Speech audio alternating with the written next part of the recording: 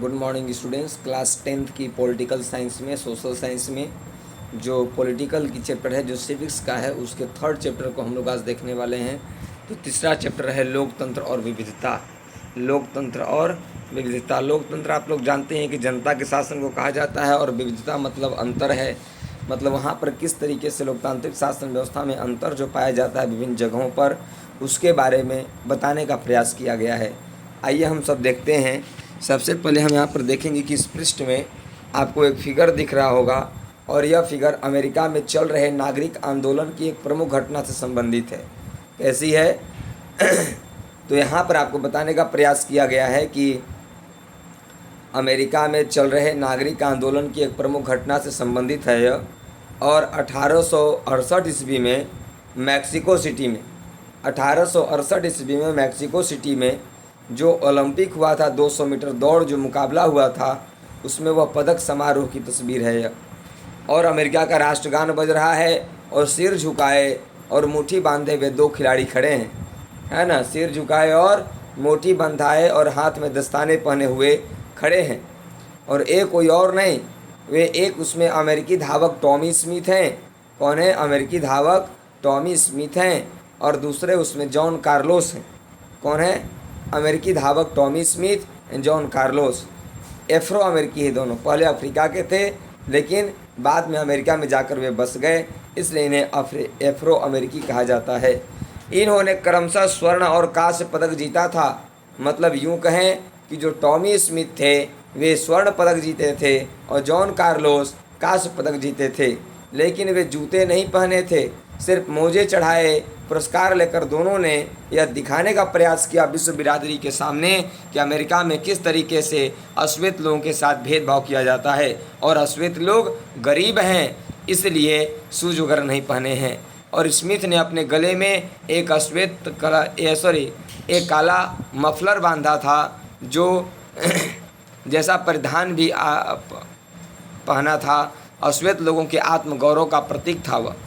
और कार्लोस ने मारे गए अश्वेत लोगों की याद में, कार्लोस जो थे जो आपके कार्लोस थे यहाँ पर, जॉन कार्लोस, वो अमेरिका में अश्वेत में नस्ल भेदी जो चला था विद्रोह, उसमें मारे गए अश्वेत लोगों की याद में मनकों की एक माला भी पहने हैं।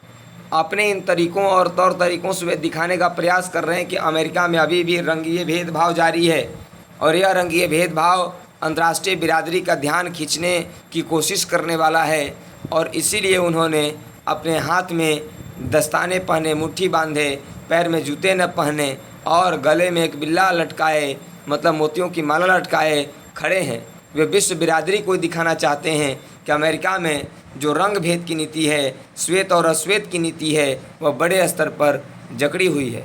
रजत पदक जीतने वाले ऑस्ट्रेलियाई धावक पीटर नॉर्मन ने, अब देखिए यहाँ पर रजत पदक जीतने वाले ऑस्ट्रेलियाई धावक पीटर नॉर्मन जो एक श्वेत रहते हैं, वे भी इन लोगों के समर्थन में आ जाते हैं, और वे भी मानवाधिकार का बिल्ला लटकाकर, जर्सी पहनकर और बिल्ला लटकाकर इन दोनों अमेरिकी खिलाड़ियों के प्रति अपना समर्थन जताते हैं। मतलब यह बात समझने की है, कार्लोस सफ़ेद व्यक्ति होते हुए भी, गोरे होते हुए भी काले व्यक्तियों के सपोर्ट करते हैं। और किस तरीके से उन लोगों ने सपोर्ट किया, तो कार्लोस तो अमेरिकी समाज के आंतरिक मामलों को अंतर्राष्ट्रीय मंच पर उठाना चाहते थे। और क्या उनका अपने काम के नतीजे सही थे, राजनीतिक मानेंगे। पीटर नॉर्मन जो न तो अमेरिकी थे न अश्वेत, क्यों इस विरोध में शामिल हो गए? क्या आप उनकी जगह होते तो ऐसा करते? तो अंतर्राष्ट्रीय ओलंपिक संघ ने कार्लोस और स्मिथ द्वारा राजनीतिक बयान देने की इस युक्ति को ओलंपिक भावना के विरुद्ध माना, क्योंकि जो ओलंपिक संघ था वह उसे सही नहीं मानता है, वह उसे बेकार मानता है, गलत मानता है कि ये जो तरीका था इन लोगों का यह सही नहीं था। इसलिए उन्हें दोषी करार दे दिया जाता है ओलंपिक संघ के द्वारा, और ओलंपिक संघ के द्वारा इन्हें दोषी करार के पीटर नॉर्मन को भी अपने फैसले की कीमत चुकानी पड़ी, और उन्हें ऑस्ट्रेलियाई की टीम में जगह नहीं दी गई। इसके फैसलों ने अमेरिका में बड़े नागरिक अधिकार आंदोलन के प्रति दुनिया का ध्यान आकर्षित किया। और हाल ही में सैन होज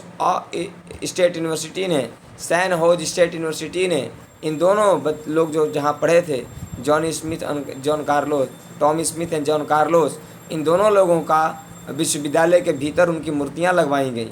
2006 में नॉर्मन की मौत हो जाती है और उनकी पीटर नॉर्मन जो ऑस्ट्रेलिया के रहने वाले थे, जबकि उनकी अर्थी में कंधा देने के लिए स्मिथ और कार्लोस भी शामिल थे। तो यह दिखाता है कि श्वेत हो या अश्वेत, काले हो या गोरे, जो श्वेत या अश्वेत अर्थात काले हो या गोरे, जो गोरे व्यक्ति भी जिन्हें लगता है कि मानवाधिकारों का उल्लंघन हो रहा है, वे इसका साथ दे सकते हैं। तो इस तरीके से समानताएं, असमानताएं और विभाजन समाज में व्याप्त होती हैं। तो समाज में कभी कभी क्या होता है कि खिलाड़ी सामाजिक बंटवारे और सामाजिक भेदभाव का अपने तरीके से विरोध कर रहे होते हैं, और विरोध करने का सबका तरीका अपना अलग अलग होता है। जिस तरीके से हम लोगों ने देखा कि पर क्या ऐसा भेदभाव सिर्फ नस्ल या रंग के आधार पर ही होता है क्या? तो ऐसा हम कह सकते हैं कि नहीं, क्योंकि समाज में भेदभाव अनेक स्तर पर होते हैं। काले गोरे का होता है, ऊंच नीच का होता है, अमीर गरीब का होता है। इन सब चीज़ों का भेदभाव समाज में देखने को मिलता है। साथियों, पिछले 2 अध्यायों में हमने सामाजिक बंटवारे के कुछ अन्य स्वरूपों के बारे में देखा है। उदाहरण के लिए बेल्जियम और श्रीलंका का एग्जाम्पल लीजिए तो आप देखेंगे कि यह विभाजन क्षेत्रीय और सामाजिक दोनों स्तर पर मौजूद था। बेल्जियम में अलग अलग इलाकों में रहने वाले लोग अलग अलग भाषाएं बोलते थे, और श्रीलंका में यह बंटवारा भाषा और क्षेत्र दोनों आधारों पर दिखाई देता है।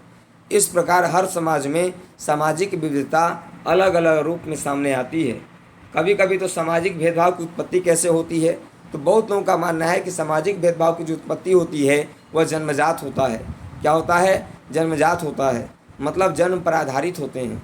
सामान्य तौर पर हम जब देखते हैं कि कोई भी समुदाय चुनाव, भाई किसी भी समुदाय के लोगों को चुनना हमारे बस में नहीं होता।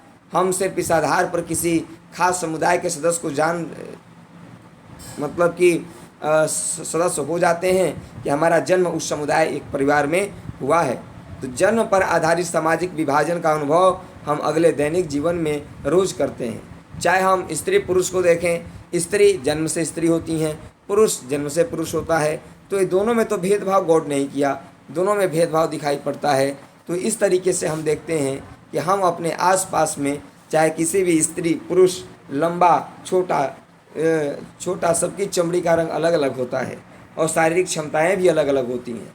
लेकिन सभी किस्म के सामाजिक विभाजन सिर्फ जन्म पर आधारित नहीं होते हैं। कुछ ऐसी चीज़ें होती हैं जो अन्य चीज़ें भी पसंद करती हैं। जैसे कुछ चीज़ें हमारी पसंद या चुनाव के आधार पर भी तय होता है सामाजिक भेदभाव। कई लोग अपने माँ बाप और परिवार को अलग अपनी पसंद का भी धर्म चुन लेते हैं। माता पिता का जो धर्म है उनके लड़के दूसरे धर्म को पकड़ लेते हैं। हम सभी लोग पढ़ाई के विषय, पेशे, खेल और सांस्कृतिक गतिविधियों का चुनाव अपनी पसंद से करते हैं। कोई विदेश की संस्कृति को पसंद कर रहा है, कोई भारतीय संस्कृति में ही जीना चाहता है। तो इसलिए सामाजिक विभाजन के लिए केवल जन्म ही आधारित नहीं होता, अपितु अन्य ऐसे क्षेत्र हैं जो सामाजिक, आर्थिक, राजनीतिक, सांस्कृतिक ऐसे चीज़ें हैं जो वहाँ से भी सामाजिक विभाजन देखने को मिलता है। इन सब के आधार पर सामाजिक समूह बनते हैं और वे जन्म पर आधारित नहीं होते। क्योंकि आप जब देखेंगे तो अमीर और गरीब के बीच में अंतर देखेंगे तो एक ही माता पिता के यदि 2 लड़के हैं तो उनमें भी अंतर होता है। जो लड़के धनी होते हैं और कुछ लोग गरीब होते हैं, है ना। गरीब लोग जो धनी लड़के होते हैं वे गरीब भाई से भेदभाव रखते हैं। तो यहाँ पर भी सामाजिक विभाजन का दायरा समाज में उत्पन्न होता है। इसलिए सामाजिक विभिन्नताएं लोगों के बीच बंटवारे का एक बड़ा कारण जरूर होती हैं, लेकिन यही विभिन्नताएं कई बार अलग अलग तरह के लोगों के बीच पुल का काम भी करती हैं। जैसे विभिन्न सामाजिक समूहों के लोग अपने समूहों की सीमाओं से परे भी समानताओं असमानताओं का अनुभव करते हैं। यदि उदाहरण के तौर पर देखें तो जॉन कार्लोस और टॉमी स्मिथ तो एक हिसाब से समान थे, दोनों एफ्रो अमेरिकी थे, दोनों काले थे, जबकि नॉर्मन श्वेत थे। पीटर नॉर्मन ऑस्ट्रेलिया के रहने वाले श्वेत थे, लेकिन तो भी इन्होंने उनका साथ दिया। मतलब इन तीनों में एक समानता थी, और वह सभी समानता थी कि नस्लीय भेदभाव के खिलाफ आवाज़ उठाने का। अक्सर यह देखा जाता है एक धर्म बताने वाले लोग खुद को एक ही समुदाय का सदस्य नहीं मानते, क्योंकि उनकी जाति, उनका पंथ अलग होता है। जबकि यह भी मानना ज़रूरी है कि लोग जो है सो क्या करते हैं, खुद को एक दूसरे से ज़्यादा करीब महसूस करें। एक ही परिवार के अमीर और गरीब ज़्यादा घनिष्ठ संबंध नहीं रख पाते, क्योंकि सभी अलग अलग तरीके से सोचते और समझते हैं। सबका सोच का दायरा अलग है, सबकी पहचान अलग है, किसी का ज़्यादा पहचान है, किसी का कम पहचान है। इसी तरह समुदाय में भी सामाजिक समूहों का हिस्सा हो सकते हैं हम। दरअसल इन संदर्भ में हमारी पहचान एक अलग रूप धारण कर लेती है। मतलब सामाजिक विभाजन यहाँ पर तय हुआ कि केवल जन्म पर आधारित नहीं होता, अपितु सामाजिक विभाजन के लिए अनेक तत्व कारक होते हैं। जैसे आर्थिक स्थिति भी हो सकता है, काले गोरे के अलावा ऊंच नीच का भी हो सकता है, लंबाई छोटे का भी हो सकता है, और धनी गरीब का भी हो सकता है, स्त्री पुरुष का भी हो सकता है, कोई विचारों का भी हो सकता है। कोई किसी विचार को मानता है, कोई किसी विचार को मानता है। समान परिवेश में रहने वाले दो बच्चों के विचार भी अलग अलग हो जाते हैं। तो इसलिए विभिन्नताओं में सामंजस्य और टकराव कैसे होते हैं, इस चीज़ को हम लोग अगले क्लास में देखेंगे। तब तक आज के लिए हम लोग अपनी बात वहीं पे समाप्त करता हूँ। आप लोग वीडियो को लाइक सब्सक्राइब शेयर ज़रूर कीजिएगा दोस्तों। तो ये आपका जो चैप्टर स्टार्ट हुआ है ना, लोकतंत्र और विविधता, इस चैप्टर में बहुत ही महत्वपूर्ण बातें बताई गई हैं। इसे महत्वपूर्ण तरीके से पढ़ना बहुत ज़रूरी है, केयरफुल तरीके से। तो लोकतंत्र में विविधता कौन कौन सी होती हैं, समाज में विभाजन कैसे पाए जाते हैं, इसी की चीज़ों को हम लोगों को पढ़ना है अगले क्लास में। तो आज के लिए साथियों नमस्कार, जय हिंद।